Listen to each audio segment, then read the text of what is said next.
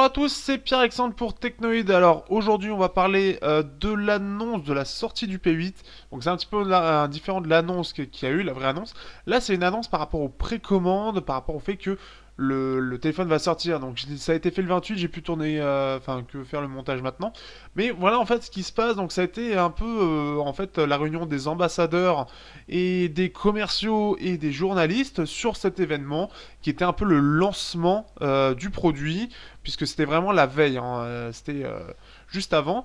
Donc, ce qui fait qu'on a eu droit donc au boss de la marque, au boss France. On a eu droit à des personnes de chez Leica. Enfin, ils ont mis vraiment le paquet.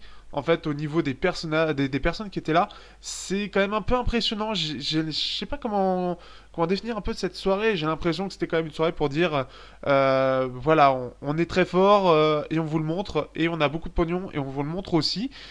C'est un peu le but en même temps de la marque de la gamme P8, puisque c'est vraiment vendre, vendre, vendre. Et là, voilà, on était quand même enfin, je voyais quand même des gens très très bien en termes de costard et tout. Donc, un gros truc, il faut savoir qu'il y a eu quand même 9 fois plus de précommandes que le P8 au moment de sa sortie, ce qui est quand même pas mal du tout. Après, 9 fois plus, P9, je sais pas s'il y a un lien, mais c'est une sacrée coïncidence si c'est pas trop le cas. Alors, désolé pour le cadrage, pour la vidéo, j'ai pu prendre enfin en main le P9, qui est donc un téléphone qui est, bah voilà, qui est axé bling bling. De toute façon, c'est la gamme P qui veut ça. Un téléphone qui est quand même très bien réussi en termes de design, il faut le dire.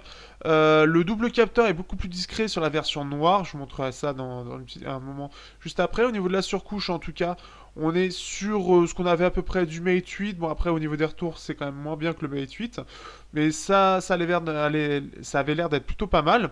Au niveau de la photo, on retrouve le système qu'il y avait sur le Honor 6 Plus, en version améliorée bien évidemment. Alors j'ai pas pu explorer tous les trucs parce que la fonction de la photo, j'étais un petit peu perdu, elle a été modifiée un petit peu. Et comme déjà elle est assez particulière sur les Huawei, j'ai eu un petit peu du mal. Néanmoins, il sait faire des belles photos pour montrer, en faire beaucoup plus. Qu'on peut regarder sur l'écran, la photo, ça fait beaucoup plus contrasté qu'en réalité. D'ailleurs, donc vous pouvez voir, hein, il y avait plein de bonbons. Je peux vous dire que ça fait plaisir, hein, parce que bon, j'ai pris les photos, puis après, qu'est-ce que j'ai fait? Bah, j'en ai bouffé. Donc, des Smarties, je sais pas, je sais plus comment on appelle ça, des frites, etc. Et voilà quoi, c'est-à-dire que si vous aimez tout ça, bah là, je vous donne carrément envie. Moi, j'étais sur place, c'était super cool de pouvoir en profiter. Donc, des photos qui sont plutôt pas mal. L'aspect focus que j'ai pu tester par rapport au Nord 6 Plus est quand même vachement sympa et beaucoup plus rapide. Bon, en même temps, c'est plus récent aussi, mais très très efficace. Après, j'ai pas pu trop, là j'ai essayé un meilleur sujet. Très efficace en tout cas, enfin beaucoup plus que l'Honor 6 Plus. Donc ce qui fait que ça donne un rendu qui est plutôt pas mal, et surtout le fait de pouvoir changer le focus quand on veut après la photo, c'est toujours aussi plaisant. Donc pouvoir choisir après qu'est-ce qui est le mieux et mettre après des effets derrière. Donc c'est vraiment des choses cool. Là on peut voir justement qu'est-ce que ça fait de pouvoir changer le focus comme ça. Et ben voilà ce que ça peut donner. On peut même faire des petits effets et tout. Voilà, il y a vraiment des choses sympas à faire en tout cas avec ça. Voilà, c'est vraiment le côté un peu Instagram de la photo. Ils se démerdent plutôt bien. Mais voilà, les petits effets, les petites choses en plus, on sent que Huawei cherche les personnes qui sont très très connectées. Donc ça nécessite pas forcément une super qualité de ouf, mais ça nécessite surtout de pouvoir ça nécessite surtout de pouvoir avoir beaucoup d'effets et rendre la photo la plus attirante à l'œil possible.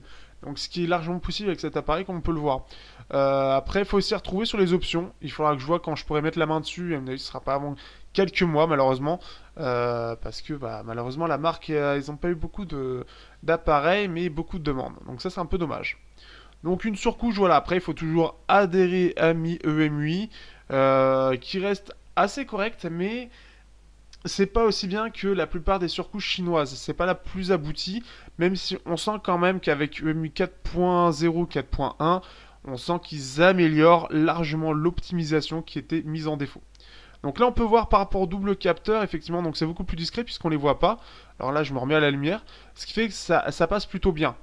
On peut voir le mode Leica qui fait pas mal polémique puisqu'ils ont juste surtout posé la signature et en reprenant quelques effets que fait Leica, mais en soi il n'y a pas eu de réel partenariat apparemment, d'après les différents tests. Pour ceux qui suivent, bien évidemment, vous le savez déjà. Euh, Ensuite, alors là, qu'est-ce que j'avais lancé? Donc là, oui, c'est le mode démo. Donc voilà, en termes de design, on a quand même quelque chose qui, voilà, qui fait super bien fini. Là, en plus, on est sur la version champagne, enfin War.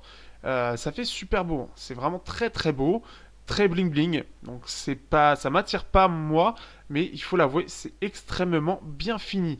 Donc un produit, voilà, qui quand même, on peut le voir différents tests. Malheureusement, moi, ce sera en retard. Je pourrais pas faire un avis, mais qui est plutôt pas mal dans l'ensemble.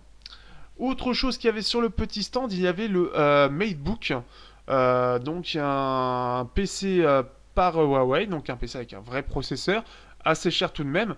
Mais alors au niveau finition aussi, ben, c'est tout aussi bien que le P9. C'est extrêmement bien fini, c'est très fin, c'est de la très très grande qualité. On peut voir le clavier qui va avec. Donc un clavier, on peut voir c'est aimanté. Et donc le clavier en lui-même est plutôt pas mal en plus. Donc ça c'est cool. De ce qu'on m'a dit aussi en plus de ça, il y a un petit accessoire qu'on peut mettre donc en micro USB qui fait un hub en fait et qui permet d'avoir plusieurs USB connectés dessus. Donc ça c'est plutôt pas mal, mais malheureusement il est caché en fait par le gros connecteur anti-vol. Donc le clavier en lui-même par contre il fait très plat. J'avais très peur au niveau de la frappe, mais ça a l'air pas mal du tout. La flip cover aussi en elle-même qui est inclus. Aussi, elle fait très bonne qualité. Je la trouve vraiment de très bonne qualité. Et ça permet une bonne, une bonne prise en main. Enfin, comment dire.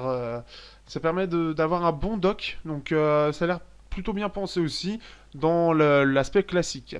Donc, après, il faudra voir quand je pourrai mettre la main dessus. Donc, sur ce, je vous dis à bientôt. Et donc, à bientôt pour de prochains tests sur Technoïda.